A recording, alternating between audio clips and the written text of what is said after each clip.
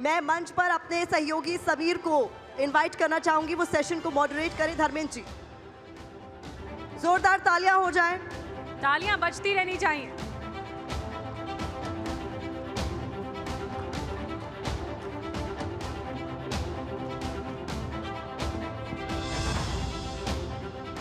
तो मोदी सरकार का एक बड़ा चेहरा देश के शिक्षा मंत्री धर्मेंद्र प्रधान इस वक्त हमारे साथ मौजूद हैं। जोरदार तालियों की गड़गड़ाहट से स्वागत होना चाहिए। धर्मेंद्र प्रधान जी, बहुत बहुत स्वागत है। और मुझे याद है 2019 के लोकसभा चुनाव हो रहे थे तो आपको उज्ज्वला मैन कहा जा रहा था। इस बार आप भारतीय जनता पार्टी के संकट मोचक की भूमिका में नजर आ रहे हैं। आपके कार्यकर्ता, बीजेपी के कार्यकर्ता आपको संकट मोचक कह रहे हैं। आपको कौन सा नाम, कौन सी भूमिका ज्यादा पसंद है? देखिए, मेरा नाम धर्मेंद्र प्रधान है, मैं उतना ही सीमित रहना चाहता हूँ जी, उससे आगे कुछ नहीं। अच्छा, इस बार भारतीय जनता पार्टी के तमाम नेता नारे लगा रहे हैं कि मोदी है तो गारंटी है। धर्मेंद्र प्रधान के लिए, आपके लिए मोदी की गारंटी क्या है? देखिए, कभी भी भारत जैसे बड़े प्रजातंत्र की सेवा करने का किसी को भी अवसर मिलता है, सबके मन में ये इच्छा रहती है, दायित्व रहता है, कर्तव्य बोध रहता है कि मैं कैसे कुछ बुनियादी व्यवस्थाओं को सुधारूं और लोगों की जिंदगी को आसान करूं। मैं पिछले 10 साल में माननीय प्रधानमंत्री नरेंद्र मोदी जी के नेतृत्व में जो कार्यकाल रहा, उससे सबसे बड़ा लाभार्थी बने देश की वंचित वर्ग, देश की गरीब लोग, देश की विकास की सीढ़ी में, विकास की इंडेक्स में जो नीचे पायदान, बॉटम ऑफ द पिरामिड जो थे, वो आज मोदी गारंटी के कारण ऊपर जा रहे हैं। पिछले ही 10 साल के प्रयास से 25 करोड़ लोग दारिद्र्यता की सीमा रेखा से उठ के ऊपर गए हैं। उनकी जिंदगी आसानी की ओर बढ़ा है। आसान हो गया नहीं कहूँगा मैं, आसानी की ओर बढ़ा है। पिछले 75 साल की अवधि में इतने बड़े क्वांटम जंप शायद किसी कालखंड में ऐसे नहीं हुआ था। मैं सबसे बड़ा गारंटी मानता हूं, सबसे बड़ा उपलब्धि मानता हूं, थोड़ा बहुत संतोष भी है कि ये एक मौलिक पैराडिम शिफ्ट, ढांचागत परिवर्तन मोदी जी के कार्यकाल में देश की जनता के लिए, वंचित वर्गों के लिए कर लिया गया।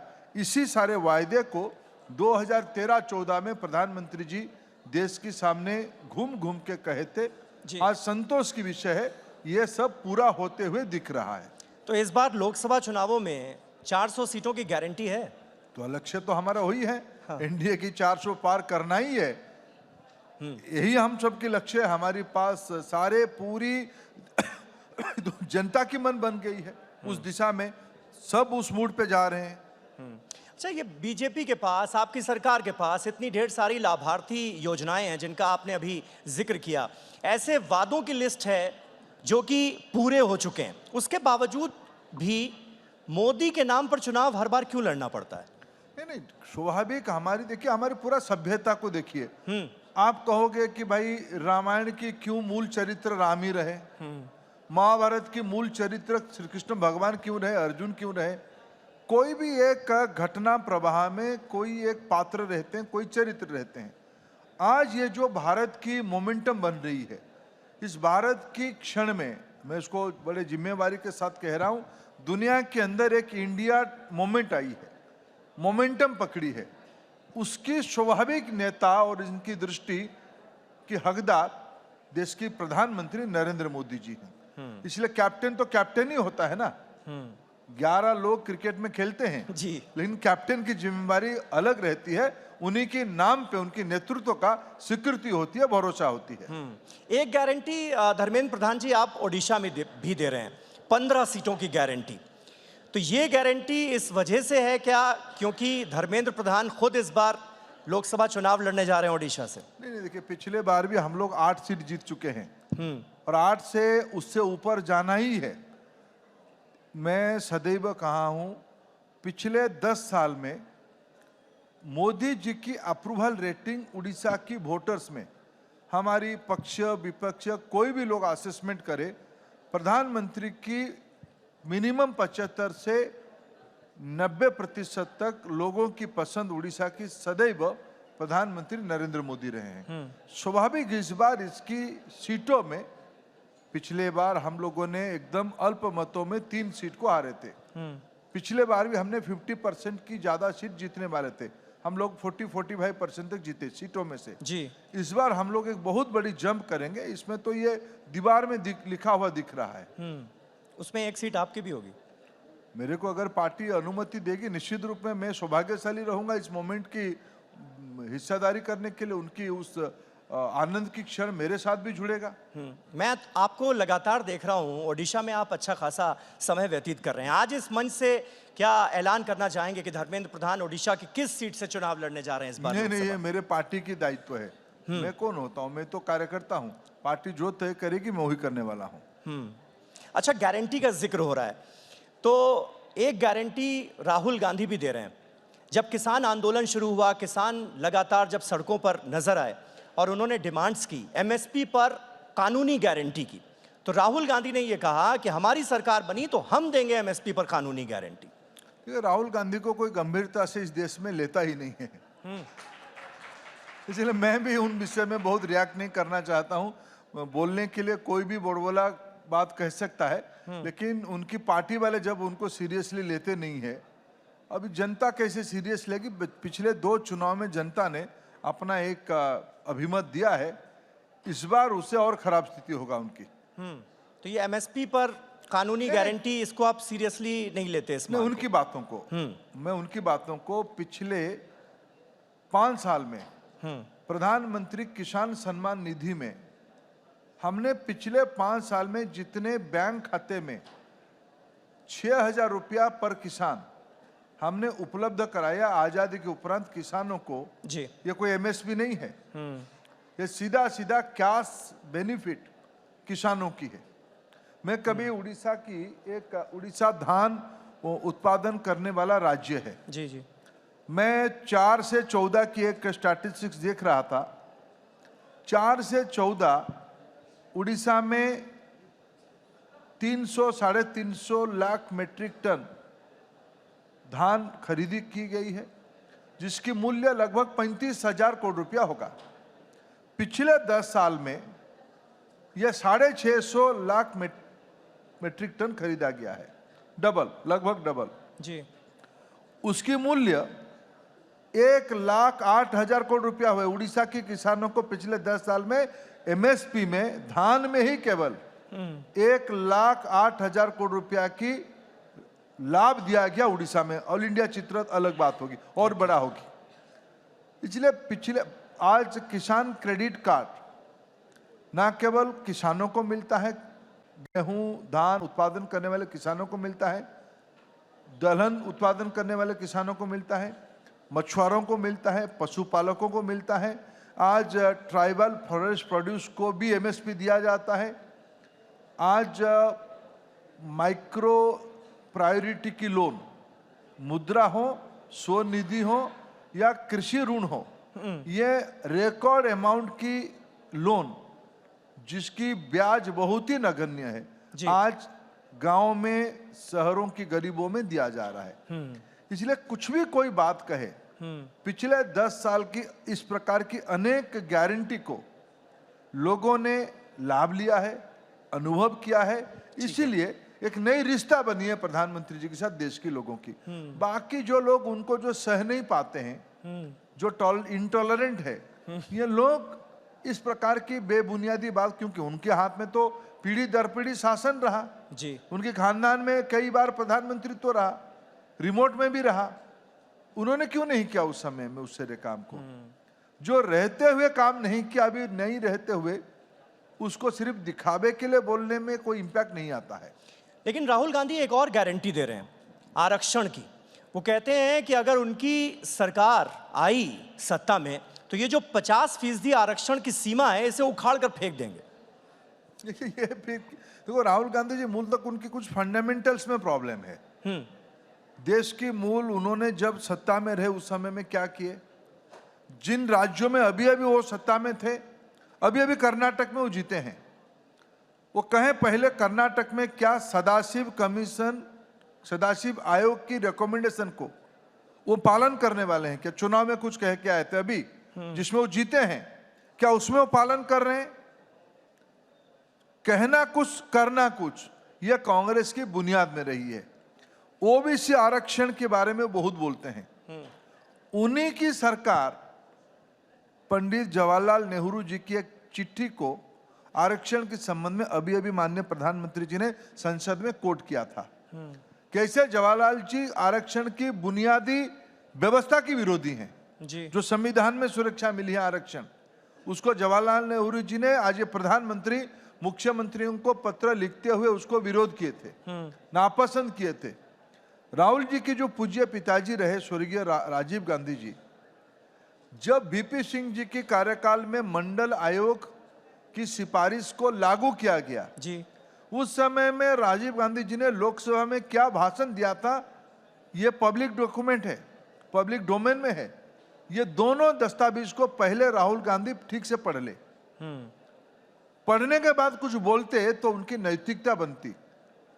कोई उनके साथ आज जो सलाहकार है, कुछ सलाहकार अरविंद केजरीवाल जी से निराशा होके उनके पास चले गए, गलत सलत लिखा के पढ़ा देते हैं, उसी को बोलते हैं, तो जग हसाई हो रहा है, लोग उनको बहुत सीरियसली लेते नहीं है। आप थोड़ा बहुत क्यों ले रहे हो, मेरे को ध्यान में नहीं आ रहा है। नहीं, हम तो बात कर रहे हैं मोदी की गारंटी की। 400 सीटों की गारंटी का दावा बीजेपी कर रही है, तो ऐसे में बहुत जरूरी हो जाता है कि जो ऑपोजिशन पार्टीज हैं वो किस तरह के दावे कर रही हैं, वो क्या गारंटी दे रही हैं, तो तभी तो मुकाबला जो है वो जनता को समझ में आएगा। इसी से जुड़ा हुआ एक मुद्दा है जातिगत जनगणना का। एक और गारंटी उनकी तरफ से आई जातिगत जनगणना को लेकर कि हम आएंगे तो जातिगत जनगणना कराएंगे।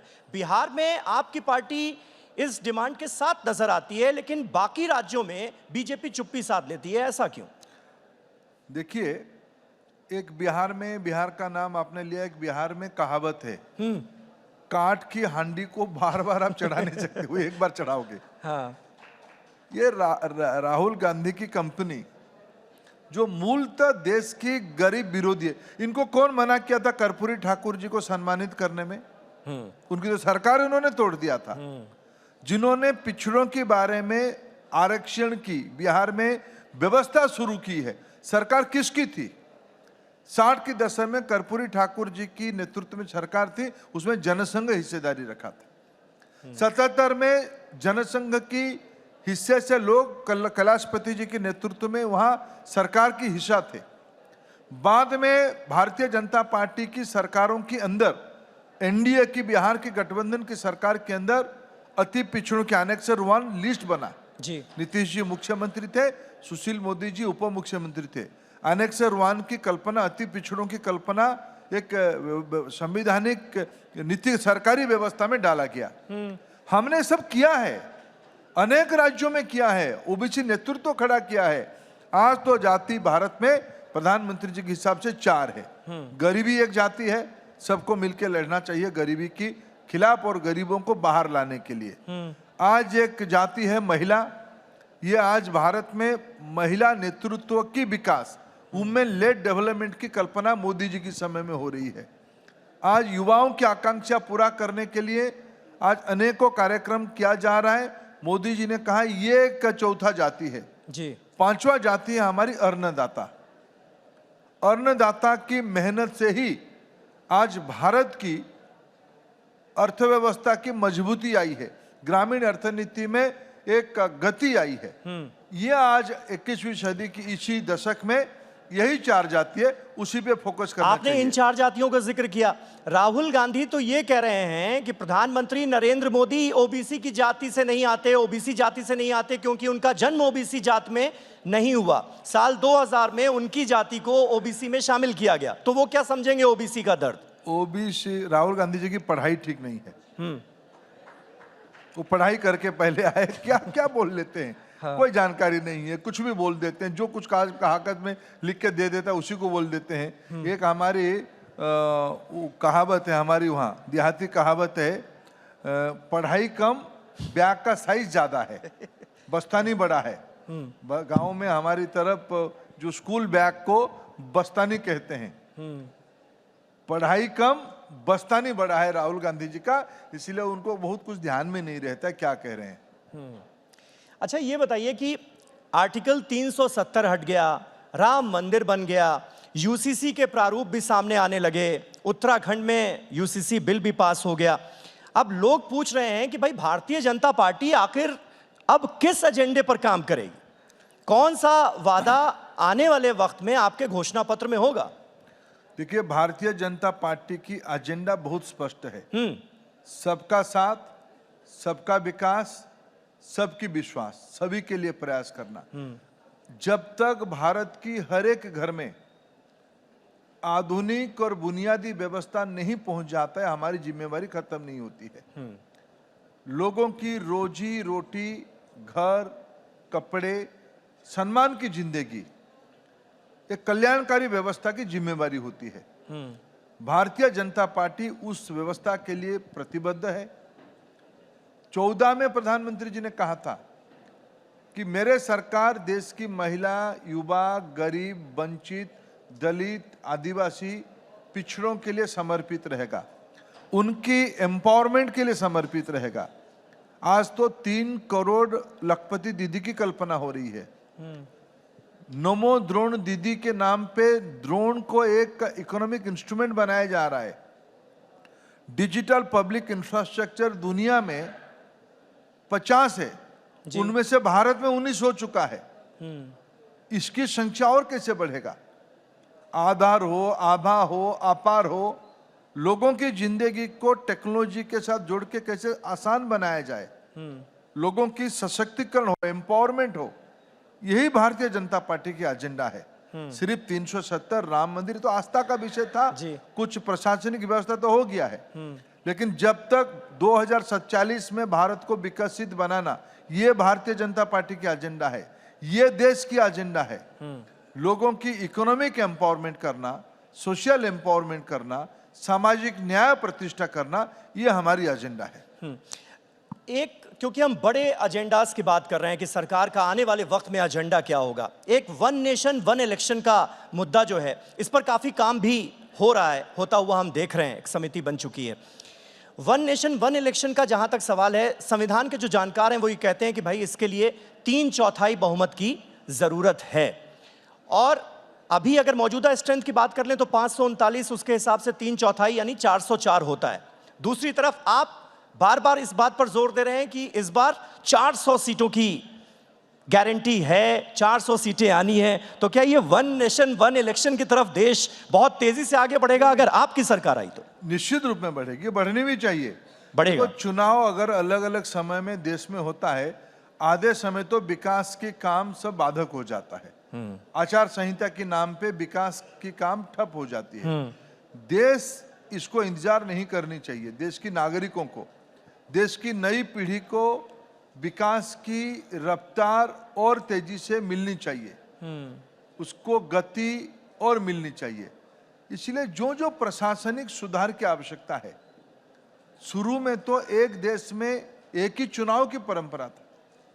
50 के दशकों में जब पहला चुनाव हुआ तो यूनिफॉर्म चुनाव होता था लोकसभा और विधानसभा की। धीरे धीरे बहुमत के अभाव के कारण, मिली जुली सरकारों के कारण, दल बदल के कारण इसमें डिसरप्शन आई। अभी एक समय आया है देश की, लोग कहते थे कि वन नेशन वन टैक्स हो ही नहीं सकता है, one nation one identity number नहीं हो सकता, आधार हो गया है, जीएसटी लग गई है। ये सारे को दिखते हुए धीरे धीरे सारा व्यवस्था में, कुछ लोग कहते थे भाई बजट मार्च में ही होनी चाहिए, मार्च फरवरी के अंत में होती थी जी, अभी फरवरी के प्रारंभ में हो गई है। व्यवस्था बनाने से ही बदलता है, बदलती हुई व्यवस्था को सिर्फ स्वीकार करने से उसको दृष्टि नहीं कहा जाता है। प्रधानमंत्री नरेंद्र मोदी जी देश के लिए सोचते हैं, हमारी सरकार की स्वभाव में देश पहला है। तो वन नेशन वन इलेक्शन हो या फिर और बड़े मुद्दे, यानी संविधान में बदलाव से जुड़े बड़े मुद्दे, उसके लिए 400 से ज्यादा सीटों की जरूरत है, ये आप मानते हैं? विषय नई सोचने का है। हाँ, लोगों को ध्यान में रख के सोचने का है, समाज की निचले तबके को पहले ध्यान में रख के सोचने का है। नहीं, ऑपोजिशन ये कहता है ना, मल्लिकार्जुन खड़गे ये कहते हैं कि भाई ये अगर दोबारा अब आ गए सत्ता में तो संविधान बदल देंगे। देखिए, उन्होंने संविधान रखा था क्या? 77 में 74 में उन्होंने संविधान को पहली बार गला घोट दिया था। हाँ। जिन्होंने खुद ही संविधान को एलानिया गला घोटा था, इनकी कोई नैतिकता नहीं है कुछ कहने के लिए। बाकी खड़गे साहब ये भी तो कहते हैं अब की बार 400 पार, ये नारा तो उन्होंने ही शुरू किया है। उनकी बात को बहुत क्या कहेंगे, हम बड़े नेता है। अच्छा, भारत के शिक्षा मंत्री हैं आप, तो इंडिया के फ्यूचर के लिए नए भारत की गारंटी नेशनल एजुकेशन पॉलिसी को इम्प्लीमेंट करते हुए देश के नौनिहालों को, छात्रों को, स्टूडेंट्स को क्या देना चाहेंगे आप? देखिए, 3.5 दशक के बाद 2020 में राष्ट्रीय शिक्षा नीति प्रधानमंत्री मोदी जी ने देश के सामने रखा। 2-3 छोटे छोटे फीचर्स में कहूंगा कम समय में शिक्षा नीति के बारे में। शिक्षा नीति एक दार्शनिक तथ्य है, एक फिलोसॉफिकल डॉक्यूमेंट है। भारत को 21वीं सदी में एक वैश्विक जिम्मेवारी लेने के लिए तैयार करने में, अपने नई पीढ़ी की कंधे पे उसको भरोसा के साथ रखने के लिए राष्ट्रीय शिक्षा नीति की कल्पना की गई है। भारतीय भाषा, स्थानीय भाषा के माध्यम से शिक्षा व्यवस्था गहरा रूटेड हो, जड़ से जुड़ा हुआ हो और फ्यूचरिस्टिक को, भविष्य को पकड़ने के लिए शिक्षा काम पे आए, ज्ञान भी मिले, दक्षता भी मिले। प्रधानमंत्री इसीलिए कहते हैं डिग्री महत्वपूर्ण है लेकिन कॉम्पिटेंसी उससे महत्वपूर्ण है। जी, इसीलिए क्या ओपन बुक सिस्टम जो है वो लागू करने के लिए नेक्स्ट वार्षिक परीक्षाएं जो होंगी, जो बोर्ड के एग्जाम्स होंगे, उसमें आप लोग सोच रहे हैं क्या? ये एक सीबीएसई की छोटी सी रिफॉर्म को शिक्षा नीति की व्यापकता के साथ मत जोड़िए। अच्छा, शिक्षा नीति अगर व्यापकता के साथ मैं कहूं, पहले हमारी 5 विषयों में स्कूलों में पढ़ाई होती थी जी। लैंग्वेज पे पढ़ाई होती थी, मैथमेटिक्स पढ़ाई होती थी, साइंस पढ़ाई होती थी, एनवायरमेंटल साइंस पढ़ाई होती थी, सोशल साइंस पढ़ाई होती थी। ये 5 ही कंपलसरी विषय होते थे 6वीं से 12वीं तक। अभी राष्ट्रीय शिक्षा नीति में उसमें हमने 3 और विषय को जोड़ा, जिसमें व्यक्ति की और लड़के की क्रिएटिविटी, क्रिटिकल थिंकिंग और व्यक्तित्व विकास और बढ़ेगी। Arts, skill development and sports, ये 3 विषय, 5 और ये 3, ये तीनों मिलकर 8 विषय की अभी कंपलसरी पढ़ाई होगी। छात्र अपना रुचि में पढ़ेगा। स्पोर्ट्स यानी एक ही प्रकार की स्पोर्ट्स नहीं होगा, जिस स्पोर्ट्स में उसकी रुचि है, खेलने कूदने में, उसको ही पढ़ाई की हिस्सा उसको मनाया जाएगा, उसको सब्जेक्ट दिया जाएगा, उसकी क्रेडिट रेटिंग में उसकी क्रेडिट पॉइंट वो अर्न करेगा। स्किलिंग स्कूल से शुरू होगा तो बच्चों की एम्प्लॉयबिलिटी बढ़ेगी, एंटरप्रेन्योरशिप बढ़ेगी। सिर्फ वो नौकरी लेने के लिए चक्कर में नहीं रहेगा, देने की परंपरा पे जाएगा। और सभी व्यक्ति में कुछ ना कुछ इनोवेशन है, क्रिएटिविटी है। इसीलिए ओपन बुक एग्जाम के बारे में सोचा। ना ओपन बुक, फिर आप कंफ्यूजन हो रहे हो। हाँ, ओपन बुक सीबीएसई के द्वारा भारत में 60 से ज्यादा बोर्ड हैं। सीबीएसई भारत की राष्ट्रीय स्तर की बोर्ड है। उन्होंने एक छोटी सी पहल किया है। अच्छा, मूल विषय भारत की शिक्षा देने की प्रणाली में मातृभाषा में शिक्षा दिया जाएगा, ये एक रिफॉर्म है जी। स्किलिंग करवाया जाएगा पढ़ाई के साथ साथ, ये स्ट्रक्चरल रिफॉर्म है। स्पोर्ट्स को पढ़ाई का हिस्सा माना जाएगा। अभी क्या धारणा था, कुछ नहीं होता तो खेल कूद करता है, ऐसा नहीं है। खेलने को भी पढ़ाई का हिस्सा मान के उसको डिग्री दिया जाएगा, सर्टिफिकेट दिया जाएगा। इस प्रकार की स्ट्रक्चरल रिफॉर्म राष्ट्रीय शिक्षा नीति में हो रही है।